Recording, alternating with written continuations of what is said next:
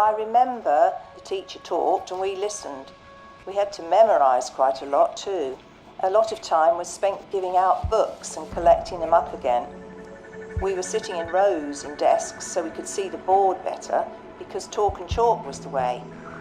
There must be an industrial revolution in education, in which educational science and the ingenuity of educational technology combine to modernise the grossly inefficient and clumsy procedures of conventional education.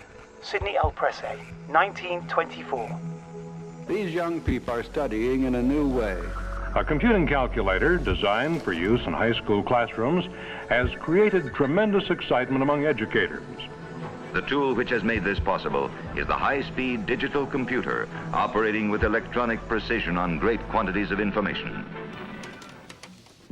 If we think about the third industrial revolution, that was PCs and the internet, and we've just about caught up with that. The fourth industrial revolution is what becomes possible from those technologies.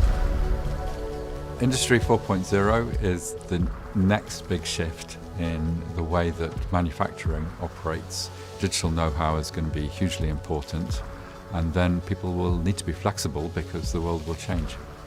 The future workplace and future societies, we're still moulding them as we go, and technology is one of the main pillars in what is shaping what the future will look like.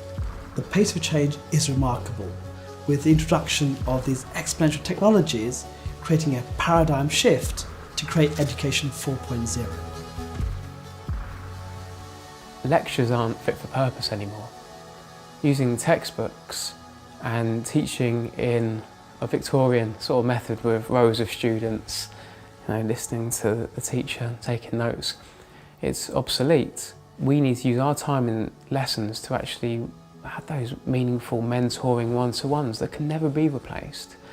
The technology gives us that time if we use it correctly.